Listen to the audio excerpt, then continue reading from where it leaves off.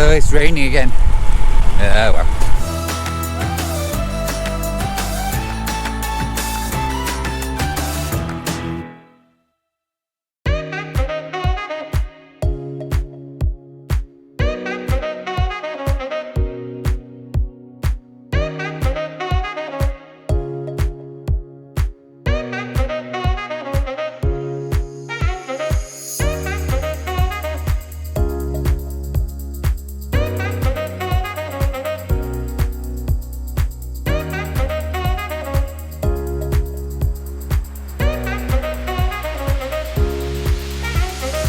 Hey everybody, good morning, welcome to the video. This isn't going to be my normal ride vlog. Today I'm mostly going to be talking about my new partner on the channel, the new bike. I hope you've all managed to see my new bike day video from a couple of weeks ago. That was a lot of fun filming, chance to be creative. If you haven't, it's worth checking out, it's only a minute long. Yes, I was quite pleased with how that turned out. So yeah, this bike, it's a 2020 Cannondale SuperSix Evo, or the SuperSix Evo version 3, generation 3, Evo 3. So I just wanted to talk to you guys about why I got this bike, what I like about it, what I don't like about it, and really just summarise how I've found it to be. This video is a little late coming. I wanted to put it out maybe a week or so ago, but the weather's just been awful. I haven't been able to get out and do it. In fact, I've just come through a rain shower now, so the bike's a bit wet and muddy, but it doesn't matter.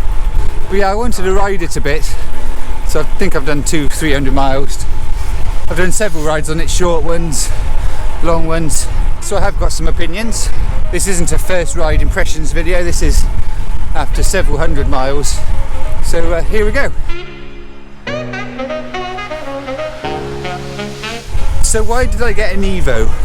Well, as most of you know, I was riding a Synapse before, my white bike. That was a Cannondale Synapse, and I was very happy with it. It was a great bike.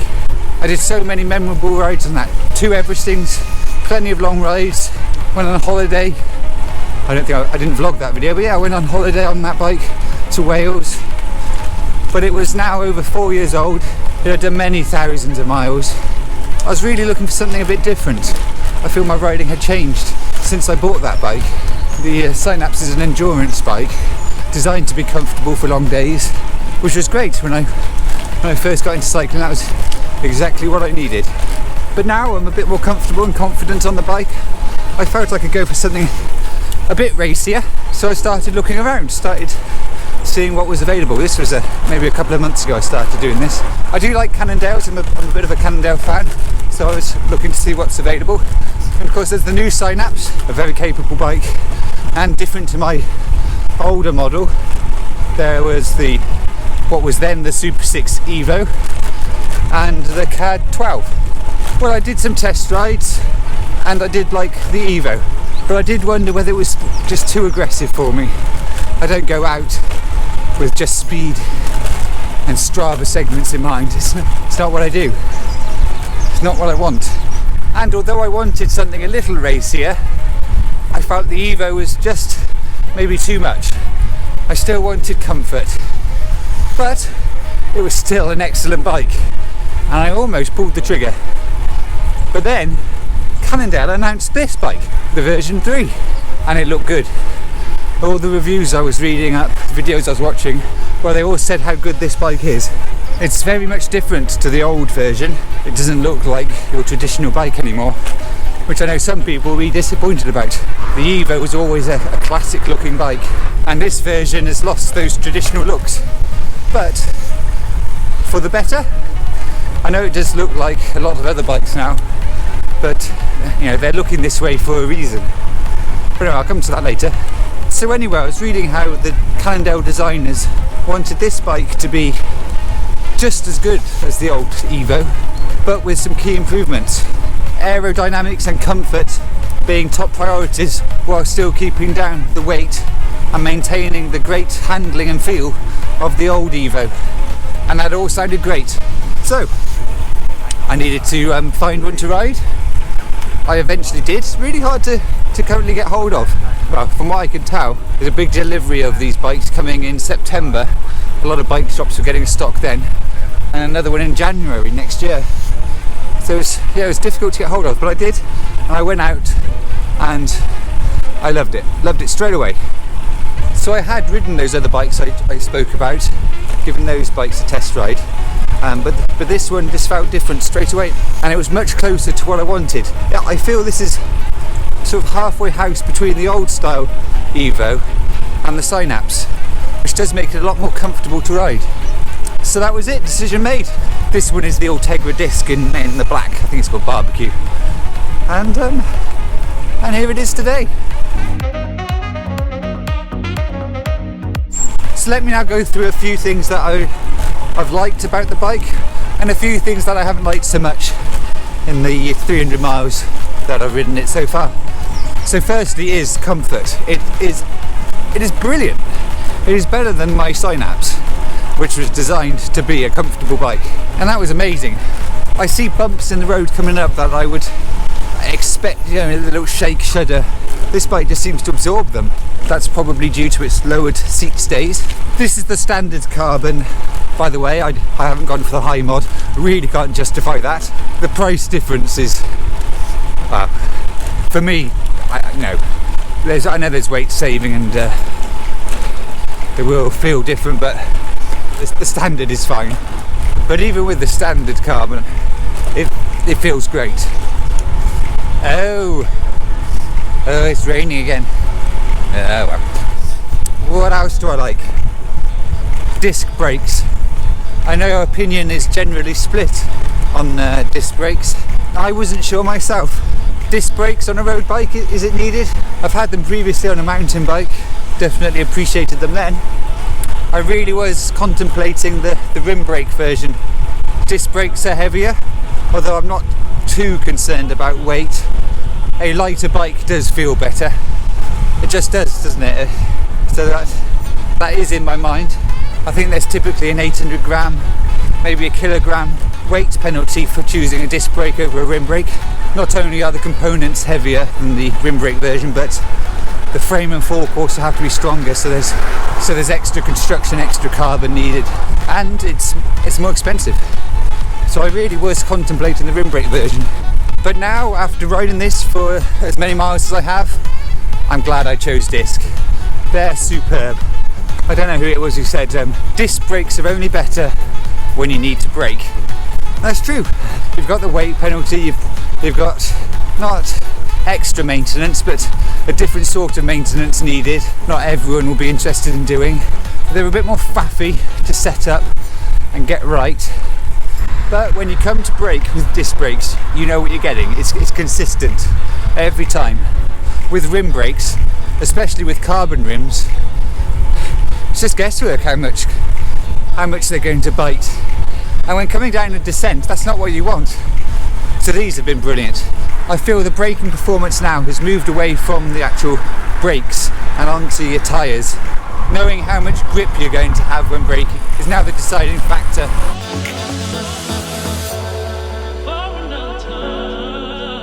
Of course, my opinion may change, but at the moment, big thumbs up. There's another big benefit of disc brakes, one I forgot to mention, is you're not destroying your nice expensive carbon rims every time you pull the brake lever.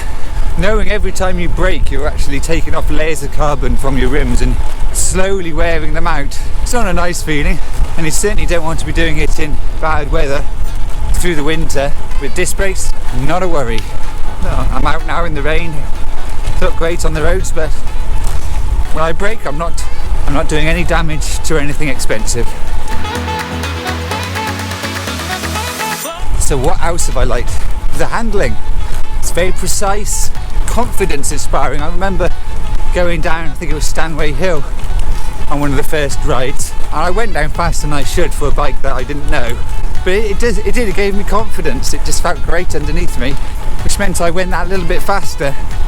The SuperSix Evo has always been known for its great handling, and this version, yeah, it's just as good or even better. from my limited experience of riding the previous models. So overall, comfort, handling and the brakes means this is fantastic to ride. It just feels great. Completely different from my Synapse. Whew, the rain's coming down a bit now. I hope you can still see me through the raindrops. Of course, one of the big benefits of this version of the Evo is the aerodynamics. It's designed to be more aero. It is almost an aero bike. It is more aerodynamic than some other brands' full-out aero bikes. It's got some of the design features from the SuperSix, which is Cannondale's aero bike. The fork, frame, seat post, they're all designed to be aerodynamic. It all makes a difference. My Synapse certainly wasn't an aero bike. Its ride is completely different. When I'm going along or going up an incline, I expect the bike to be slowing down because that's what the Synapse would have done. But this one just seems to just go a little bit further or maintain a bit more speed. As I said earlier, it's not a particularly light bike because of the discs. I still have it in its stock, apart from the saddle. It's still stock, and at the moment it's probably 800 grams, maybe a kilogram heavier than the Synapse, which wasn't particularly light in itself. But I think because of these aerodynamic gains, that hasn't hindered it at all. It goes well, and that's been really great to experience. So what hasn't been as good? Well, there's only really a couple of things. The first one, well, I guess it's common with a lot of brands, but this is the Ultegra version of the bike, and yet it comes with a 105 cassette and the 105 discs. Really, Cannondale? Don't get me wrong, there's absolutely nothing wrong with 105. It's really good. I use it on my CAD. But if you're paying this sort of money for Ultegra, don't try and save a few quid by sticking on a 105 cassette and discs. And it's not just this version, I believe the Dura Ace has a 105 cassette. I imagine if you spent Dura Ace sort of money, you wouldn't expect a 105 cassette on the back of your bike. So that's a little disappointing. But yeah, I know a lot of brands do it. And well, I guess the only other thing which has been a little annoying is the amount of time I've had to spend searching and trying to fix the creaks and clicks the bike had. It was fine when I first rode it. After maybe 100 miles, it was getting pretty noisy and annoying. They seem to have come from three areas: the bar stem headset area, the seat post and clamp, of course, Cannondale, the bottom bracket. The bar stem headset was fairly easy to fix. Took that apart, greased it up, made sure everything was torqued up correctly. Seat post has been a little harder. It's an integrated clamp now. That's taken a bit of work to try and get that to settle down without clicking every time. Put a bit of power down and get out your saddle. I think I'm there with that one now. But of course, being a Cannondale, the bottom bracket had to develop a creak. But I was so disappointed that it was only after 100, 200 miles. This is a press fit 30 bottom bracket, which is essentially BB30, but it goes into the cups rather than straight into the shell. So I had to disassemble it, took it apart, and yeah, I was shocked to see how dry it was in there. Also, I don't think the cranks were torqued up correctly. So once I re-greased it, put it back together, it's been fine. Touch wood. But yeah, that's a little disappointing. Had to work on it so soon after buying it. And I feel that's pretty much it in terms of the negatives. Mostly, it's been excellent. Overall, I've been so pleased with this. Of course, I'll be doing some proper vlogs soon with this bike. I'm sure I'll talk about it more then. I do have some plans for it, some upgrades I'd like to do. So that's it really. If you have any questions about this bike or anything else, do drop a comment in the box below. Thank you for watching this video. It's been a bit of a wet one, hasn't it? It's only 7:45 now. But I was only going out for a little ride just to chat to you all, give you an update on the bike, do some proper rides over the next couple of weeks. Everyone, have a fantastic day. Thanks again for watching, and well, I'll see you next time. Bye for now.